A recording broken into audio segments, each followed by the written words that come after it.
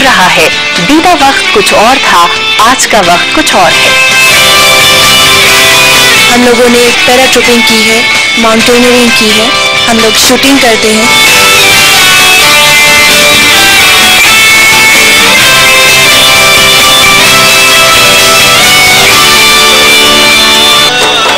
नमस्कार, अस्मिता के एक और नए अंक में मैं समीना आप सबका स्वागत करती हूँ। है बात हौसलों की, है बात मुश्किलों की, है बात आत्मविश्वास की, है बात उपलब्धियों की, है बात उसकी जो है सबसे मुख्तलिफ। वो है सीआरपीएफ की 88 महिला बटालियन, जिसका गठन 6 फरवरी 1986 को हुआ और इससे पहली महिला बटालियन होने का गौरव प्राप्त हुआ। एक ऐसी पहल, एक ऐसी कोशिश जिसने सही मायने में महिलाओं को सशक्त करने में अपना अहम योगदान दिया। लेकिन उनका ये सफर कितना मुश्किल रहा, कैसे लीक से हटकर वो अपना मकाम बना पाई और रोजगार की कितनी संभावनाएं हैं लड़कियों के लिए इस क्षेत्र में, जानेंगे अस्मिता के आज के अंक में। और हमारे साथ जो खास मेहमान आज इस कार्यक्रम के माध्यम से जुड़े हैं, उनका परिचय मैं आपसे करा दूं। हमारी खुशनसीबी है कि आज हमारे साथ हैं नीतू डी भट्टाचार्य। आप कमांडेंट हैं और सीआरपीएफ से आते हैं। स्वागत है आपका नीतू जी अस्मिता कार्यक्रम में।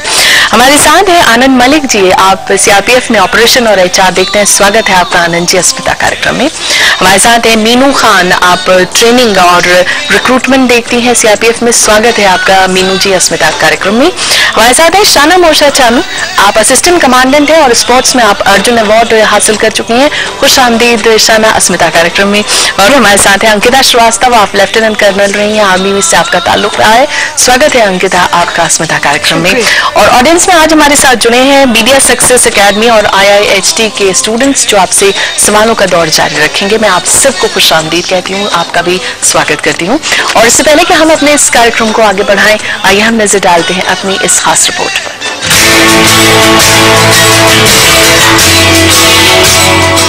6 फरवरी 1986 को सीआरपीएफ यानी केंद्रीय सुरक्षा बल की पहली महिला बटालियन का गठन हुआ था।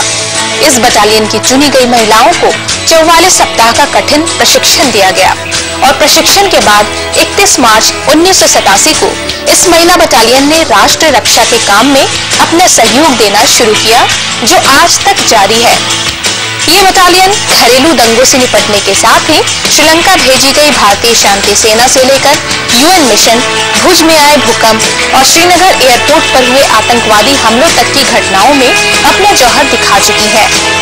इनके बुलंद इरादों और सफलताओं ने कहीं न कहीं संकीर्ण सोच को बदलने का काम जरूर किया है। फिर भी अभिभावकों की यह सोच आज तक पूरी तरह बदली नहीं है कि महिलाओं को सुरक्षा बलों में करियर नहीं बनाना चाहिए। आए दिन बढ़ते लैंगिक भेदभाव और उत्पीड़न के बारे में छपती खबरें उम्मीद और हौसलों को कम कर जाती हैं। इन हालातों में भी सीआरपीएफ की 88वीं महिला बटालियन एक उजली किरण की तरह अपनी उपलब्धियों का परचम लहराते हुए पूरे जोश और उम्मीदों के साथ आगे बढ़ रही है। अस्मिता के लिए प्रियंबरा, लोकसभा टीवी।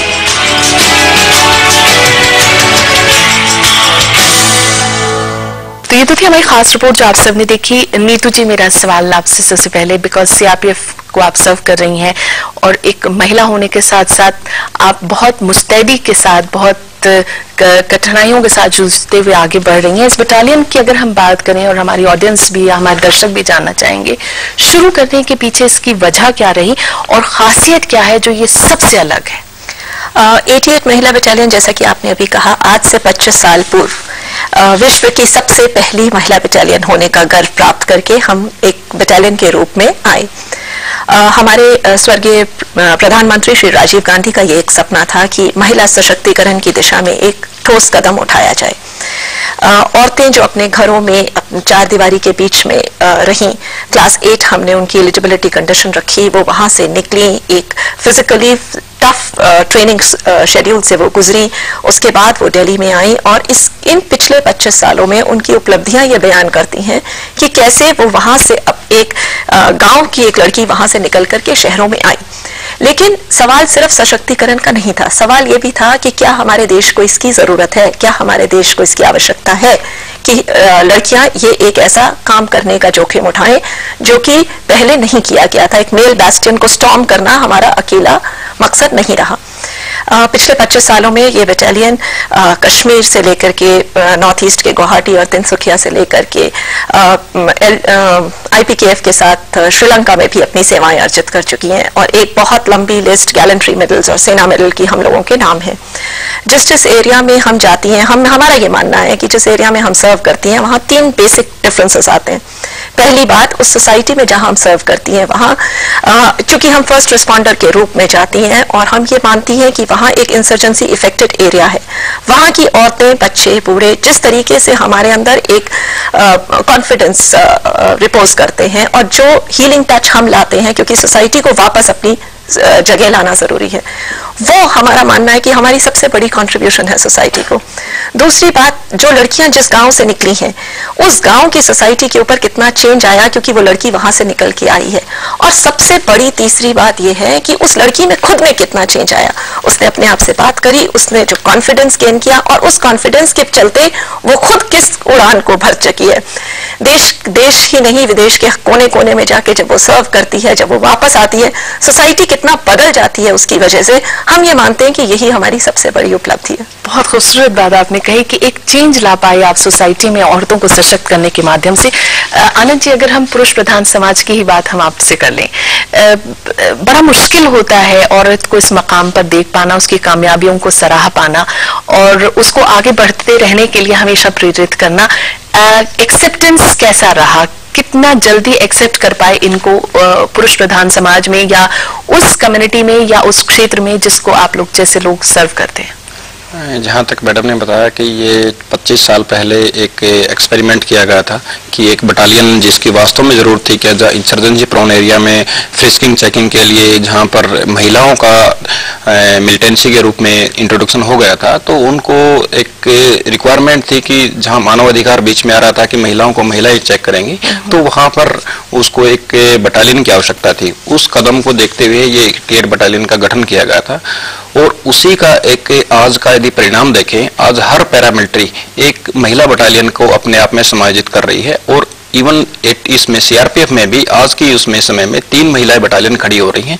वो अपने आप में एक उदाहरण है एक्सेप्टेंस का कि सभी इसको एक्सेप्ट कर रहे हैं कि महिला बटालियन की जरूरत है और वो जरूरत न सिर्फ इसलिए है कि हम महिला सशक्तिकरण का, वास्तव में इसकी जरूरत आज के देश का जो सिनेरियो हो रहा है, इंटरनल सिक्योरिटी हो रही है, उसकी वजह से महिला बटालियन की जरूरत है। तो आप ये मानते हैं खुद एक पुरुष होते हुए भी कि हाँ, इनको हम एक्सेप्ट कर रहे हैं और इनके बगैर हम आगे बढ़ना हमारे लिए थोड़ा बहुत मुश्किल है। मीनू है हमारे साथ। मीनू जी, आप चूंकि ट्रेनिंग देखती हैं, रिक्रूटमेंट देखती हैं, अमूमन जो इस तरह की सर्विसेज होती हैं इसमें ट्रेनिंग बड़ी मुश्किल होती है जो बहुत सी लड़कियों के हौसले को तोड़ देती हैं। उसके बारे में हम आपसे जानना चाहेंगे। साथ ही ट्रेनिंग किस तरह की होती है और किस तरह की शारीरिक योग्यता की जरूरत है? इसमें फिजिकल से ज्यादा मेंटली अपना जो है मानसिक तौर पर भी फिट होना बहुत जरूरी होता है। इसमें ट्रेनिंग के लिए ऐसा नहीं है कि जाते एकदम इतना टफ ट्रेनिंग इनको दे दिया जाए जिससे कि ये उसको सहन नहीं कर पाए। इनको धीरे धीरे, जैसे घर से आते हैं तो इतने फिजिकल फिट नहीं होते हैं और उसके लिए धीरे धीरे इनको थोड़ा रनिंग कराई जाती है, जैसे फिर उसके बाद में हर चीज मतलब स्टार्टिंग से थोड़ी थोड़ी से सिखाई जाती है। उसके 44 वीक तक इनको उसी तरह से आगे बढ़ते जाते हैं ट्रेनिंग में। जैसे फर्स्ट में इनको 5 किलोमीटर की दौड़ कराई गई, फिर उसके बाद में 12 किलोमीटर की दौड़ है लड़कियों के लिए, 12 किलोमीटर पे जाके 12 किलोमीटर तक है और लड़कों के लिए 16 किलोमीटर तक दौड़ है।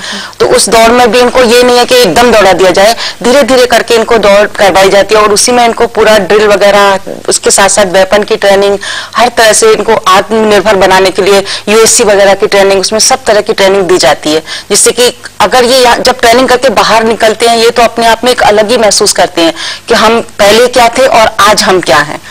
जब कई ऐसे भी आते हैं ट्रेनिंग के दौरान कि नहीं, मैं इस तरह से नहीं कर सकती, मैं बिल्कुल कर ही नहीं सकती, मैं जाना चाहती हूँ, तो जब उनको ये बताया जाता है तुम्हारे साथ में ये भी तो है, इनको देखिए, इनको देख के आगे बढ़िए। तो ऐसी कोई लड़की नहीं देखी मैंने जो कि बीच ट्रेनिंग से छोड़ के गई है, बल्कि वो ऐसे देखती है कि मेरे साथ जब ये कर सकती तो मैं क्यों नहीं कर सकती। बहुत अच्छी बात कि कहीं ना कहीं एक उदाहरण आप लोग सेट कर पा रहे हैं। शाना जी हैं, आप पहले बार तो आपके बारे में हम जानना चाहेंगे क्योंकि आप अर्जुन अवार्डी भी रही हैं और आपने स्पोर्ट्स के थ्रू भी एक बड़ा मकाम बनाया है इस क्षेत्र में। सोचा कैसे आपने यहाँ आने का?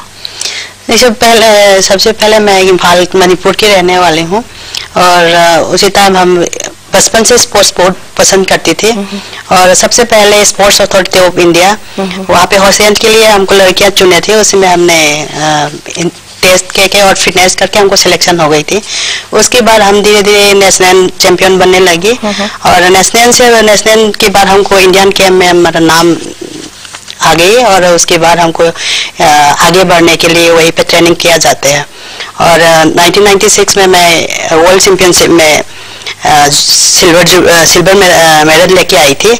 उसके बाद जो है CRPF का जो डिपार्टमेंट है इसने सबसे पहले हमारा महिला वेट लिफ्टिंग को जॉब दिया था और जॉब दिया गई, उसी में मेरे को भी CRPF ने जॉब दिला दिया और सब इंस्पेक्टर रैंक से मेरे को प्रमोशन दिया।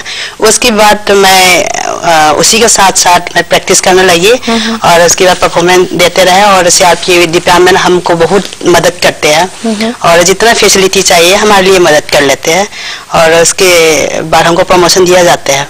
स्पोर्ट्स के थ्रू आपने एक बहुत बड़ी कामयाबी हासिल की। अंकिता है हमारे साथ। अंकिता, क्योंकि आप तो आर्मी से जुड़ी रही और हक को लेकर आपने काफी लंबी लड़ाई भी लड़ी है, अगर हम 88 बटालियन की बात करते हैं, कितना गौरवमय आपको लगता है कि औरतों की एक खास बटालियन जो अपना एक मकाम बना पा रही है?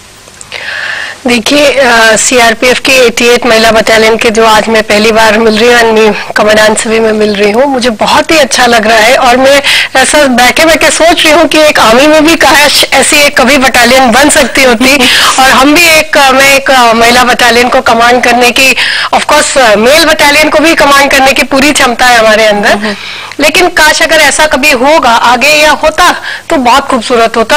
ये नहीं कि कमांड महिलाओं को करना है और उनसे काम निकालना है, हम काम हर तरह से किसी से भी करवा सकते हैं क्योंकि हमारी ट्रेनिंग ही है, हर चीज में हर सिचुएशन में हम अडाप्ट हो चुके हैं। और इनफैक्ट ये दुख का विषय है कि हमें 14 साल के बाद आगे बढ़ने का मौका ही नहीं दिया और हम, जैसा आप जानते हैं, हमारी हक की लड़ाई चली रही है, अभी भी चल रही है और जाने कितने साल अभी चलेगी।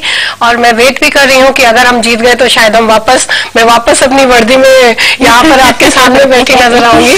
और ये किसी भी लड़की के लिए बहुत बहुत बहुत खुशी का और प्राउड होने का मौका है कि उसने कोई ऐसा काम किया है जो कि कभी पहले किसी ने किया नहीं, सोचा नहीं और ना ही घुसना ही नहीं, वहां पर अपने पैर जमा कर अपने को प्रूव किया। हर एक हम तो मैन के साथ रहते हैं, हमने तो मैन के साथ, जवानों के साथ सारी ट्रेनिंग करी, सारी दौड़ करी है, सारे समय हम उनके साथ रहे, जैसा वो रहते थे वैसा ही हम रहते थे। हमने अपने कभी महिलापन को तो कभी दिखाया ही नहीं, यही एक बहुत बड़ी, हमने अपने आप को कभी दिखाया नहीं कि हम एक महिला है कि हम ये काम नहीं कर सकते। हमने तो कहा हम सब काम कर सकते हैं और इसी के साथ साथ हम आगे बढ़ते रहे हमेशा।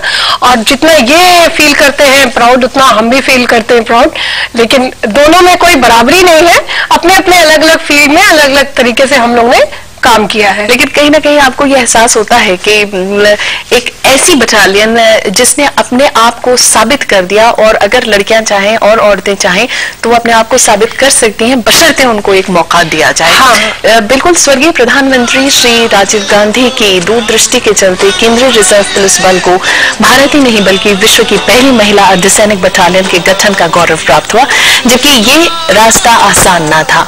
उन क्षेत्रों में इनका कदम जमाना जहां अब तक पुरुषों का वर्चस्व था और लेकिन इनके बुलंद इरादों और इनके कामयाब इरादों ने इनको इस मकाम तक पहुंचाया। हाजिर होता है मैं एक छोटे से ब्रेक के बाद, आप रहिए